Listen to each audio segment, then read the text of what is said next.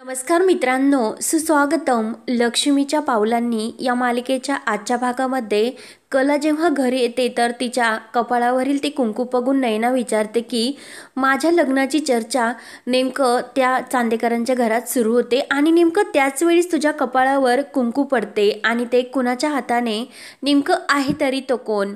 तेव्हा कलाला मात्र धक्का बसतो आणि कलाला अद्वैतच्या हाताने धक्क्याने तिच्या कपाळावर कुंकू पडल्याचे क्षण आठवतात. तेव्हा कला म्हणते की ताई ते जाऊन दे, तो एक अपघात होता. मला एक गोष्ट सांग, चांदेकरांच्या घरी लग्नाची बोलणी करायला जायचे म्हणजे काय? नक्की तुम्ही नेमकं काय बोलत होता? तेव्हा संगीता म्हणते की अगं तेच तुला सांगते की आता माझे स्वप्न पूर्ण होणार. माझ्या नैनीचं लग्न एकदा चांदेकरांच्या घरात झाले तर नैनीच तुझ्यासाठी आणि काजलसाठी चांदेकरांच्या घरातील ते स्थळ नक्की घेऊन येईल. तेव्हा कला विचारते की हे सर्व काय चालले आणि या सर्वमध्ये त्या अद्वैत चांदेकरांचं काय? तेव्हा नैना म्हणते की अगं अद्वैत चांदेकरांचं म्हणजे काय, त्याला मी आवडले आणि त्याच्या आईने उद्या बोलणी करण्यासाठी आईबाबांना घरी बोलावले. तेव्हा कलाला तर धक्का बसतो आणि ती नैनाला समजावते की अगं माझं ऐक, कारण तो अद्वैत चांदेकर एक खूप उद्धट आणि आगाऊ माणूस आहे ग. त्याला कोणी आवडेल याबद्दल माझा विश्वासच बसत नाही. म्हणून कला ही संगीताला म्हणते की तूच ताईला समजाव. तेव्हा नैना म्हणते की अगं तो तुझा समज आहे, तू त्याच्याबद्दल तसा विचार करते, पण माझ्या मनात तसे नाही. त्यानंतर इकडे चांदेकरांच्या घरी सरोज विचार करत असते. रोहिणी विचारते की सरोज वहिनी काय झाले, कसला विचार करतास? तर सरोज म्हणत असते की अगं कसे आहे की नैनाच्या घरच्यांना आपण बोलावले खरी, पण त्या अगोदर आपण सर्व काही विचार करायला हवा, जास्त घाई नको करण्यासाठी. तेव्हा काकू म्हणते की आओ घाई कसली त्यात? तेव्हा सरोज म्हणते की लग्न म्हणजे की कुठला मुलगा आणि मुलगी यावर अवलंबून नसते, तर दोन कुटुंब एकत्र जोडली जातात.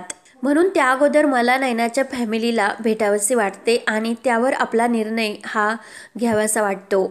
चांदेकरांची सून ही आपल्या तोला मोलाप्रमाणेच असायला हवी. तेव्हा अद्वैतची काकू म्हणते की वहिनी आपण तिला भेटलो, आपल्या घरच्यांना सुद्धा ती खूप आवडली आणि खास करून अद्वैतला सुद्धा. आणि आपल्यापेक्षा थोडं कमी तोलामोलाचं घराणं जर असलं तर त्यात काय होते?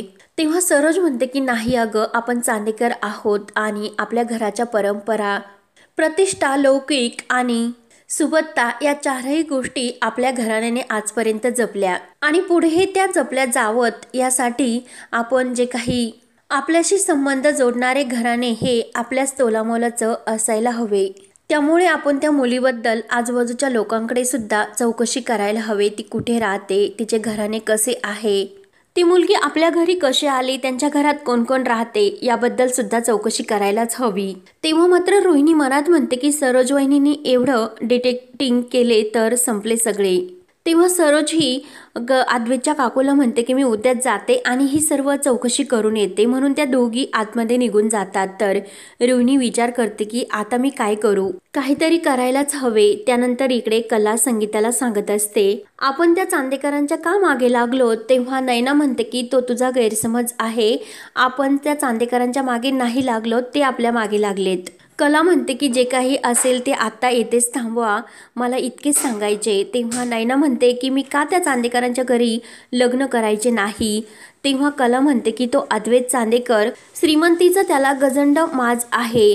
तेव्हा नैना म्हणते की तो श्रीमंत आहे त्यामुळे त्याला माज आहे. तेव्हा कला म्हणते की मग अशा माणसाबरोबर तू सुखाने कसा संसार करू शकणार. तेव्हा नैना म्हणते की अशा श्रीमंत माणसाबरोबर संसार करणे शक्य आहे, कारण महागड्या साड्या, गाड्या हवे, त्याच्यापेक्षा जास्त दागिने आणि नोकर चाकर, सुखी आयुष्यासाठी अजून काय हवे असते. आणि एकदा ना नैना अद्वैत चांदेकर असे नाव झाले, मग आयुष्यभर फक्त आरामात लोळायचे. तेव्हा मात्र काजल सुद्धा तेथे आलेली असते आणि ती हे सर्व ऐकते. तर काजल लगेच नैनाला म्हणते की आता नैना दिनकर खरे सध्या या घरात आरामातच लोळत असतात ना, मग त्या चांदेकरांच्या घरात जायची तुला काय गरज आहे. तसेही सर्व काम हे ताईच करत असते. आणि काजल नैनाला कामचोर बोलते. तेव्हा कला म्हणते की काजल नको मस्करी वगैरे काही करू, आणि त्या मस्करीमध्ये महत्वाची चर्चा ही बाजूलाच राहते. तर कला पुन्हा नैनाला समजावते आणि लग्न म्हणजे त्याच गोष्टी पुरेशा नसतात. आपल्यात आणि चांदेकरांमध्ये काहीच असे साम्य नाही, आपल्याबद्दल त्यांना अजून काही माहिती नाही, पण जेव्हा त्यांना आपल्याबद्दल समजेल तेव्हा ते तुला स्वीकारतील का? तेव्हा संगीता कलाला म्हणते की अगं आपल्याला ते समजून सांगायची गरजच काय, कारण लग्नानंतर तो अद्वैत चांदेकर थोडा आपल्या घरी येऊन राहणार का? एकदा आपल्या नयनीचं त्या चांदेकरांच्या घरात लग्न झाले तर ती त्या चांदेकरांच्या घरात जाणार आणि श्रीमंत होणार. तेव्हा कला म्हणते की आई, असे लग्न झाल्यानंतर त्यांची मनच जुळली नाही तर, आणि लग्नानंतर त्या चांदेकरांनी आपल्या नयनाताईला परिस्थितीवरून हिणवले तर काय करायचे? म्हणून आई तू एकदा चांगला विचार कर, कारण खोटंही कधीच लपून राहत नसते. एक ना एक दिवस ते शेवटी सर्वांसमोर येतच असते. आणि खोट्याच्या जीवावर आपलं जे नयनाताईंनी जर नातं उभा केलं तर त्याचा त्रास फक्त नयनाताईलाच जास्त होईल. तेव्हा कला ही नयनाला म्हणते की आत्ता तुला तो अद्वैत चांदेकर चांगला दिसत असेल, परंतु खरंच तो तुझं आयुष्य अवघड करेन, कारण तो मला चांगलाच माहिती आहे. तेव्हा काजल सुद्धा खरंच इतका माज आहे आणि तो मी तर वाटच बघते की कधी तो चान्स मिळेल आणि विषयच त्याचा एंड करेन. आज सुद्धा त्याने पालखीच्या वेळी असे ती सांगायला लागते. तेव्हा कला लगेच काजलला शांत करते. तेव्हा संगीता म्हणते की हे सर्व माझ्यावर सोडून दे, त्याला आपल्याबद्दल काहीच माहिती होणार नाही. तर कलाला आणखीन टेन्शन येते. तर इकडे सरोज फोनवर बोलत असते आणि तेवढ्यात रोहिणी ही तेथे आलेली असते आणि हिला जर आत्ता नयनाबद्दल माहिती काढण्यापासून थांबवले नाही तर ही काहीच ऐकणार नाही. त्यामुळे हिला आत्ताच समजायला हवे असा विचार ती करते. तेव्हा सरोजचे लक्ष रोहिणीकडे जाते आणि तू बाहेर काय करतेस, आतमध्ये ये. तेव्हा रोहिणी आतमध्ये येते. सरोज विचारते की माझ्याकडे तुझं काही काम आहे का?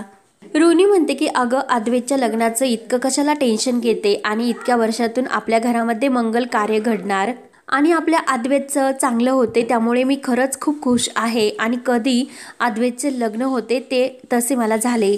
सरोज म्हणते की अगं लग्न होईल, सर्व काही होईल. उद्या आपण त्यांना भेटायला बोलावलेच, मग आपण त्यांच्याबद्दल माहिती काढूयात, मग ठरू.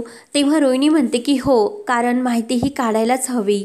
तसे लग्न कसे होणार, आणि एकदा अद्वैतचे लग्न झाले तर मी राहुलच्या लग्नाचा सुद्धा विचार करू शकते. आणि एकदा आपला अद्वैत संसारात गुंतला की थोडीशी जबाबदारी ही राहुलवर सुद्धा सोपावी लागेल. रोहिणी म्हणते की अगं तू उद्या नयनाच्या घरच्यांना घरी भेटण्यासाठी बोलावले, मग तू बाहेर का जातेस? तू घरीच थांब आणि नयनाबद्दलची माहिती काढायची तर मी त्यासाठी जाते. आणि तिच्या फॅमिलीबद्दल सर्व काही माहितीही फाइंड आउट करण्यासाठी माझ्यासाठी खूप सोपं आहे, म्हणून ही सर्व जबाबदारी मी घेते. तेव्हा सरोज तयार होते. त्यानंतर इकडे संगीता कलाच्या हाताला धरते आणि तिला बेडवर बसून समजावते की अगं इतक्या सर्वांमध्ये त्या अद्वैत चांदेकरला आपली नयना आवडली आणि त्यांनी उद्या आम्हाला दोघांना साठी त्यांनी आम्हाला घरी सुद्धा बोलावले. सुख स्वतःच्याच पायाने चालत येत असेल तर आपण त्यामध्ये का आडवे घालायचे? आपण आपली परिस्थिती लपवली, परंतु आपल्या ताईचं रूप तर लपवलं नाही ना. मग तो अद्वैत चांदेकर हा आपल्या नयनाताईच्या रूपावरच भाळलाय. तेव्हा कला म्हणते की आई लग्न करायचे म्हटल्यावर फक्त सुंदर असून उपयोग नाही. तेव्हा संगीता कलाला मावशीचे उदाहरण देते आणि आता सध्या ती इतकी सुंदर होती म्हणूनच सुखात लोळते ना.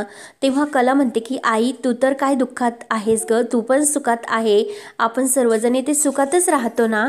संगीता म्हणते की कसलं सुख ग, अगं एकमेकींचे कपडे घालून तुम्ही दिवस काढता आणि आपल्या पायात चपला सुद्धा ह्या तुटक्याच असतात, याला सुख म्हणतात का ग? तेव्हा दिनकरला राग येतो आणि तो संगीताला शांत राहण्यासाठी सांगतो. बहिणीच्या श्रीमंतीचा मोठेपणा तू सांगते, परंतु तिचं एकतरी पोरग तिच्याजवळ आहे का? तुझ्याजवळ सोन्यासारख्या 3-3 मुली आहेत. आपण श्रीमंत नाही, परंतु खाऊन पिऊन तर सुखी आहोत ना. डोक्यावर हक्काचं छप्पर आहे, मग यामध्ये आणखीन तुला काय सुख हवे असते? तेव्हा संगीता म्हणते आपल्या मुली सोन्यासारख्या आहेत, परंतु त्या आनंदात असायला नको का? म्हणून संगीता ही म्हणते की थांबा 1 मिनिट, आणि ती आपल्या कपाटातील काही 2-3 साड्या घेऊन येते. कोणत्याही कार्यक्रमाला जायचे असेल तर ह्या 2 साड्या मी घालून जात असते. बायका मला टोमणे देत असतात, पण त्याबद्दल मी तुम्हाला कधीच काही सांगत नाही.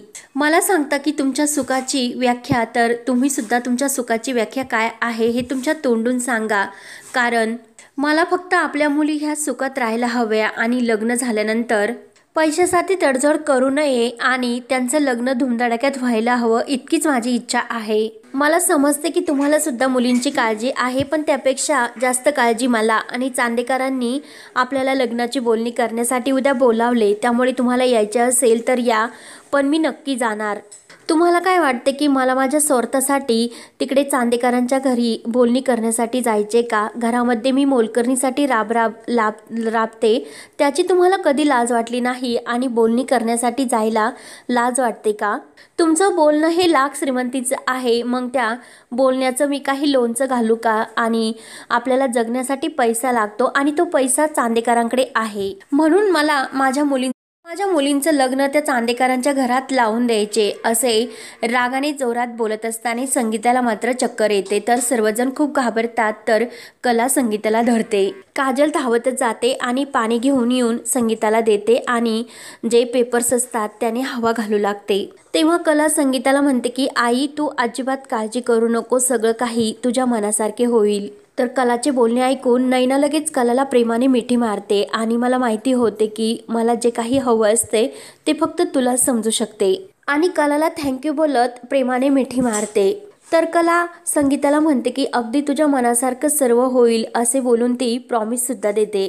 तेव्हा हा भाग येथे संपतो। पुढील भागामध्ये आबा सरोजला म्हणत असतात की तू आणि मी कितीही खोलवर जाऊन विचार केला, पण शेवटी अंबाबाईच्या मनात आहे तेच होणार। तर सरोज विचार करत असते, रोहिणी मात्र मनात म्हणत असते की अद्वैतला जर कायम दुःखात बघायचे असेल तर ती नैना या घरची सून बनून या घरात यायलाच हवी।